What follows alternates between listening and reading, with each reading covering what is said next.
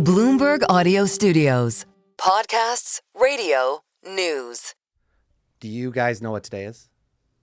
It's our 10-year anniversary because everyone keeps sending us messages. I know we only knew that. I didn't realize that today was the actual 10-year anniversary until I started getting emails from random people this morning. It's like, oh, happy 10 years. Like, what? Random Bloomberg people too.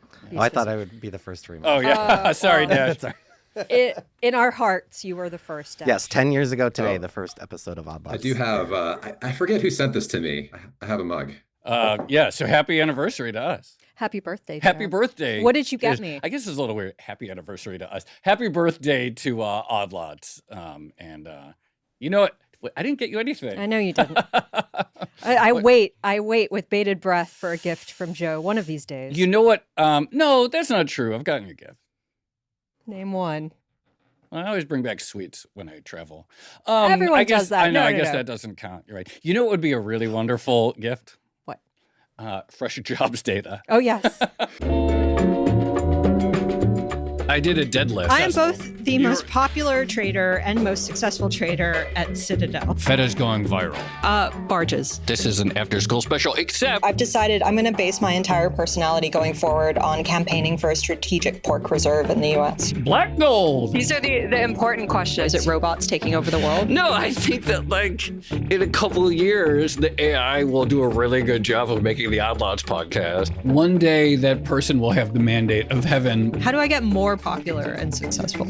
We do have the perfect guest. You're listening to Lots More, where we catch up with friends about what's going on right now. Because even when the Odd Lots is over, there's always lots more. And we really do have the perfect guest. I don't know about you guys, but I did not expect to miss the NFP as much as I am at the moment. I just thought, we have all the alt data. Yeah. Things will be fine. It doesn't hit the same, does it, Connor? It doesn't not. I mean, ADP, like having to care about ADP is just the worst. You're like all these estimates or whatever. It's like, it just doesn't, even if you know it's coming out, it doesn't hit the same. There's nothing like the Chicago Fed estimate of unemployment. Like, all right, Austin Goolsbee, I like you, but come on, that's not the same. Well, wait. We got to get him on here. Okay, so the one upside of not having the official data, the official jobs data, because of the government shutdown, is everyone gets to be really mean about the alt data, right? And say like really harsh things about why they don't like ADP. But could someone just remind me why we hate ADP? Oh, yeah. What's wrong with it, Connor? I mean, it's always, they revise it to the BLS data. So it's like, here's our estimate. And then 6 months later, you revise it. So then the historical data looks fine. But in the moment, it's actually not the same at all. It's interesting because, people always say like ADP, it missed again. But it is a little weird. And it gets to, I think, some philosophical things which aren't necessarily worth diving into for a conversation about what does it even mean to be right or wrong. I mean, NFP gets revised all the time. NFP is just a model for the real economy.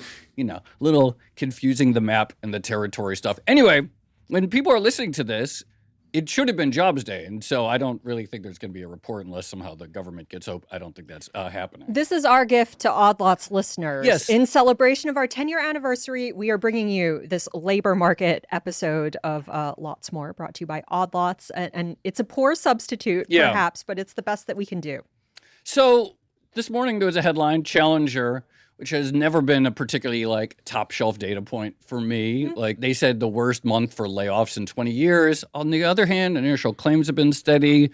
Also, there was a headline from Cleveland Fed's Hammock. She's more concerned about inflation than employment right now in terms of risk to the dual mandate. Connor, you've sort of taking the opposite view. You think the labor market situation is pretty serious and urgent, maybe underappreciated as a risk. You probably disagree with We've had this low hires, low fires labor market for at least 18 to 24 months now. And I think we have evidence over the past few months that at least there's no reason for low fires to still be happening in corporate America. They don't have to hoard labor because if nothing else, if you really want to hire, there's plenty of young people, there's plenty of long-term unemployed people to hire. Unemployment rate's kind of low, but there's plenty of slack out there to hire people. So to the extent that Amazon has shown the way of we don't need to hold on to our COVID workers anymore, that could give permission to other companies to do the same. And at a time when everybody's trying to cut costs, that could snowball a little bit. Wait, so just going back to the ADP data for a second. So, sorry, I hate to do this, but according to ADP, payrolls were up. We're going to get a call from ADP. No, I'm sure. They're going to want to come on and defend, which is fine. Anyway. Well, I'm trying to get to some of the tension here, but okay, jobs up 42,000 for October. And then we get the Challenger data for that same month. And as Joe said, it's like the worst job cuts in 20 years, I think over 150,000 cut.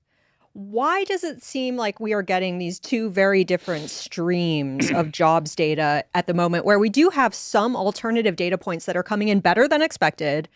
And then we have some that are just coming in that look almost, I don't want to say depression level, but like certainly worse than it feels at the moment. Well, the way the Challenger data works is it's announced layoffs. So that could be anything from UPS saying we've laid off 50,000 people over the past 12 months, or announced job cuts that haven't happened yet.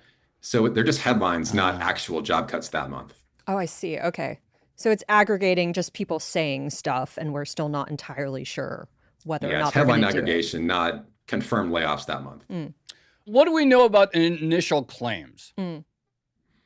So the initial claims are still pretty low. I think one thing we're dealing with right now is that the year over year is incorporating the Hurricane Helene situation from last year. So if you remember, that was end of September. Then you saw claims in North Carolina and Florida and in the Southeast as people were, there was flooding. And so companies were closed for a while. So you saw a spike in claims in October. So we're kind of lapping that period. And so to the extent that the year over years don't look bad right now, that could be partially a hurricane impact. Do you have like a shadow NFP figure in your mind that you're working on?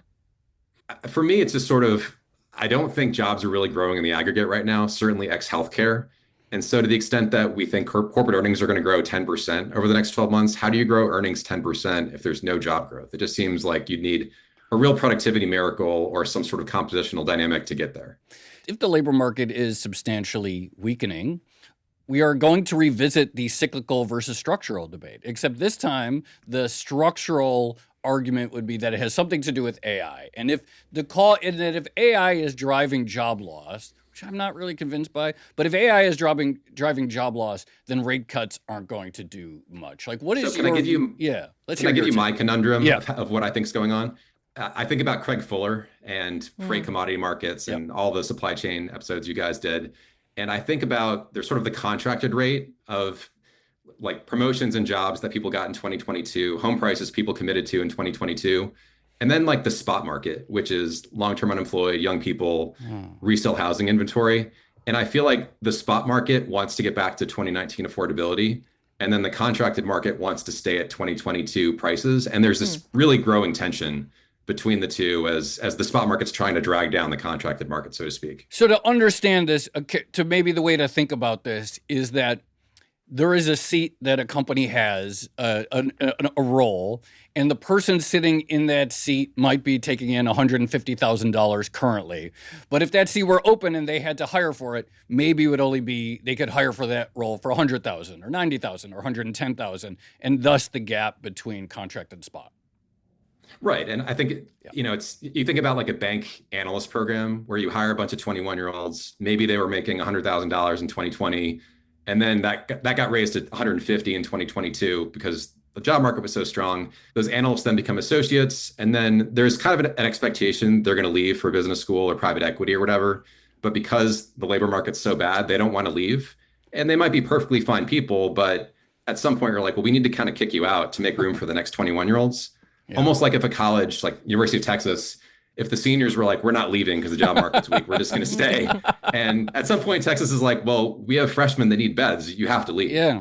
And I worry we're kind of getting there. That's a great analogy. There's a whole movie about Ryan Reynolds trying to stay at university because of a lackluster job market, I presume.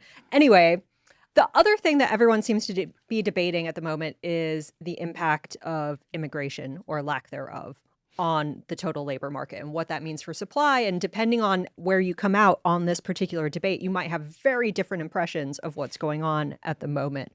What side of it are you sort of landing on?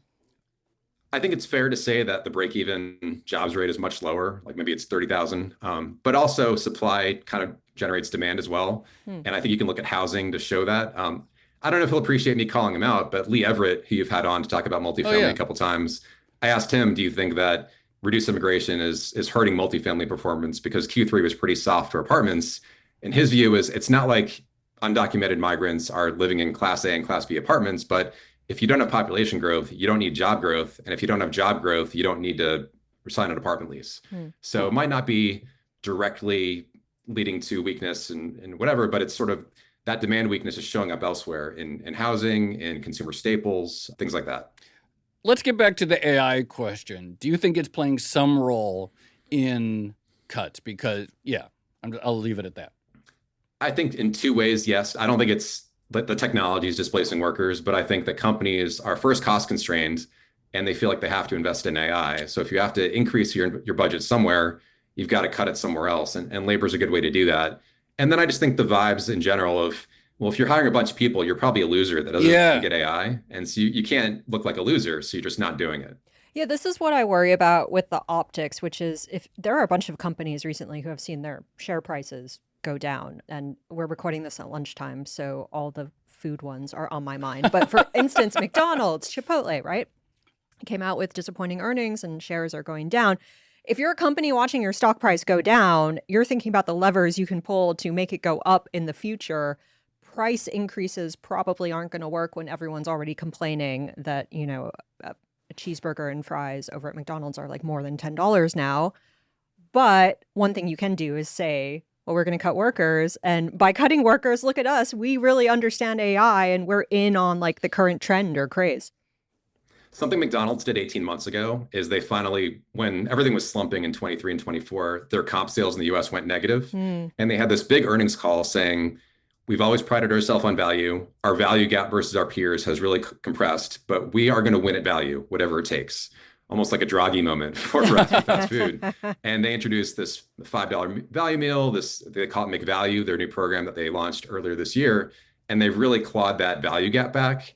And so it's sort of like they're going to claim their market share and then everybody else is going to lose traffic to McDonald's. And so I think they're kind of fine, but and that kind of gets to that contracted versus spot economy framework where McDonald's got back to where they need to be. Everybody else isn't there.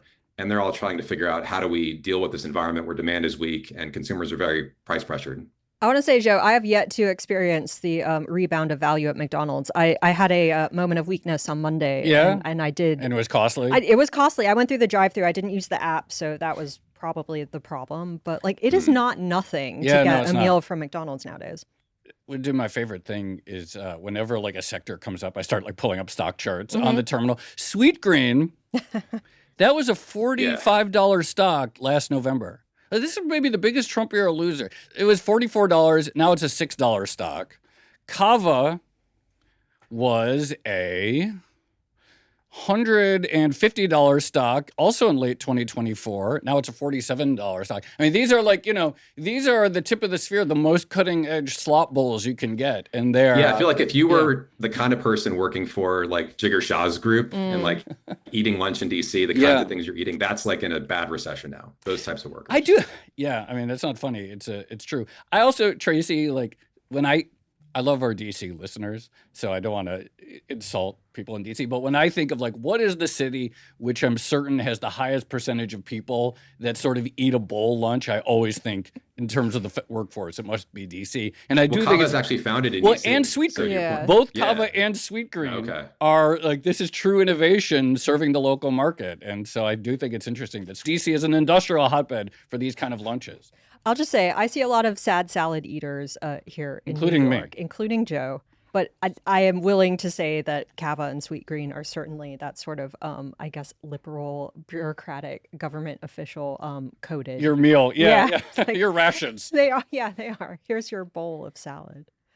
Oh, man. When you're hearing like Chipotle talked about weakness among 25 to 35-year-olds, Yeah. it's not just 20 to 24-year-olds. So it does seem like that weakness is kind of creeping up the income scale, the age ladder. And maybe the Amex consumer is still fine, but it just seems like the weakness is moving up the income curve.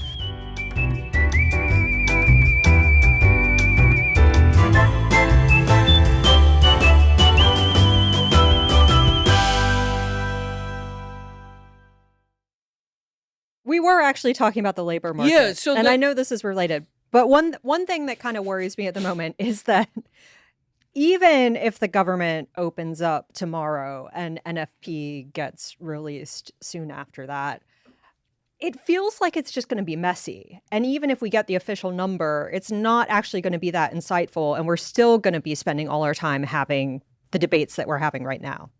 I think we're not going to have a clean read on the data until at least January, just because October is going to be a mess. Who knows when we're going to get the data? Then even if the government reopens, then you have the November data is impacted by the shutdown, which won't. So yeah, we're kind of just twiddling our thumbs until year end.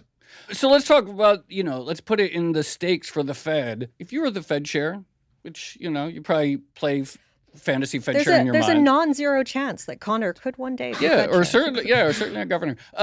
What do you like? Is there an effective move here? Is it keep cutting rates, and how effective would they be? Play it out from the Fed framework. What I think they're thinking is that we keep missing on inflation. We don't know if tariffs are going to lead to unanchored inflation expectations, even though they don't take the stock market into account. I do think on some vibes level, if the stock market's high, that doesn't force their hand. And they're really anchoring to the unemployment rate is historically low, which kind of, but again, if you look at the long-term unemployment numbers, age 2024, kind of that spot labor market groups, that's actually quite weak. That's more of like a 2015 type labor market. And I just think they don't want to do anything until their hand is forced. But again, for me, I see housing getting worse. The Fed's cut rates 150 basis points, and housing is worse now than it was a year and a half ago. So I think when the Fed cuts rates, housing is going to be fixed has not proven to be true. And the labor market doesn't seem to be getting better yet. So outside of AI, it's just hard to see any upward momentum heading into 2026. If you were at the Fed dealing with an AI economy versus the economy of 10 years ago, let alone 30 or 40 years ago, but let's say 10 years ago, does that make you think about monetary policy and the transmission mechanism different at all? Joe kind of got at this earlier, but. Yeah, I think, we all lived through the mid-2000s and then the bust and the bailouts. And it's like, should the Fed have prevented OpenAI from making these commitments? Should the Fed have prevented NVIDIA from doing vendor finance on the scale they have? Maybe we'll say in hindsight, yes, but like in the moment, which is right now, come on, like that's not going to happen. So I'm a little more sympathetic now to the Fed being blind to certain things in the boom, especially when it's sort of outside of their mandate, just because it's right. They're not AI regulators. No, exactly. And it's also with Trump, it's not like they're going to be telling Sam Altman he can't do what he's doing. Right. So I feel like they're going to probably have a role in the cleanup, but in the moment, there's not a whole lot they can do. It's funny that we're already like projecting it so far forward. But it is, this is, and I really want to do more on this. I think the politics of AI are going to be huge in 2028. And I expect, I don't know, it's very possible to me that the AI industry at the same time is a very big deal in the US and sort of friendless in DC. It seems very plausible. It seems very plausible to me that in 2028, the story is most people, again, 2028, it's a lifetime from now in both politics and technology, but it could be a story where it's like, here's this thing, it's really important, or there's tons of investment in it, but people for the most part either mostly see it as a job killer / an electricity price booster. And there are some, the stakes are going to be very high. And I expect sort of like, especially on the Republican primary, I would expect the Democrats to sort of be more comfortable. Their antagonism towards big tech has obviously been, several years. I think it's going to be some interesting divisions on the GOP side in terms of which lanes. And I think there is going to be an AI lane or an anti-AI lane. You already see Ron DeSantis. He's been tweeting a lot about this. I think that's very telling. Well, it's also in 2024, the MAGA coalition was kind of working class voters of all races and ethnicities, and then tech and VC. Yeah. And it's just hard to see how their interests are truly aligned on AI. Let's talk a little bit more just about the job market right now. Let's say we were getting data. Do you think, some rule, we're in sort of, it's sort of come down, but how close do you think we are to the snowball? How urgent, how far behind do you think the Fed could get here? I remember when Liberation Day happened and people were wondering how bad it was going to get. And my thought was that companies don't like to change their CapEx plans into April and May. They're going to try to get through the end of the year and then figure out 2026 in Q4. Yeah. And as they're doing that right now, it's hard to think that they're going to feel like we need, outside of AI, we need to step up investment in hiring. We feel really good about 2026 when the government's shut down and share prices going down. And so I worry a bit that it's like we all freaked out in April and May, and then it was kind of fine for 6 months. And then now is when people are going to make their investment and spending plans for next year. And those are going to come in lower than they did a year ago. And we're going to start to see that show up in Q1. So I don't think it's a next week, next month thing, but could the unemployment rate go certainly into the high fours? Yes. And I think we probably will get there. Does it get beyond that? I don't know. But I just think 3 to 6 months from now, it's still going to be worse than it is today. How concerned are you about, like, just while we're here and have you, some of the First Brands, Tricolor, some of these dodgy credits, Jamie Dimon used Cockroaches. the word cockroaches, Yeah. right? Like, what's your sense? I feel like the whole private asset thing is that it was small in 2008, so there weren't really any problems there. And then in the early 2010s, you had ZERP and then very cheap assets, and they had a great decade of performance based on that. And then the asset class kind of just kept getting bigger just because, like, I don't know if there's a real fundamental reason for it. It just became like a thing that institutions do. And so it's like, are they really underwriting very well? Like, you look at the stock prices of Affirm and Upwork, or all these like AI fintech lenders are getting destroyed. And you've had that's the treating guy talked about, Blue Owl. Mm-hmm. Yeah. It's just hard to think underwriting is really, really great right now. And so if anything worsens in the economy, I assume that those guys are going to be in trouble. The Blue Owl thing is worth talking about more, and I think we have an episode coming up that will touch on that. Mm-hmm. You know what I should say? Mm. We've been speaking with Bloomberg Opinion columnist Conor Sen. Oh, yes. That's very important. I wanted to make sure. I knew there was one more thing I wanted to get in the conversation, and so I wanted to establish who the guest we are actually talking to was, I guess. Conor Sen, person with non-zero chance of becoming Fed chair. Non-zero chance of becoming Fed chair. Oh, we said that. That's the real title. That's the real title. We should leave it there. We should go. I kind of want McDonald's again, which is bad. It's lunchtime. Lots More is produced by Carmen Rodriguez and Dashiell Bennett with help from Moses Ondam and Cale Brooks. Our sound engineer is Blake Maples. Sage Bauman is the head of Bloomberg Podcasts. Please rate, review, and subscribe to Odd Lots and Lots More on your favorite podcast platforms. And remember that Bloomberg subscribers can listen to all our podcasts ad-free by connecting through Apple Podcasts. Thanks for listening.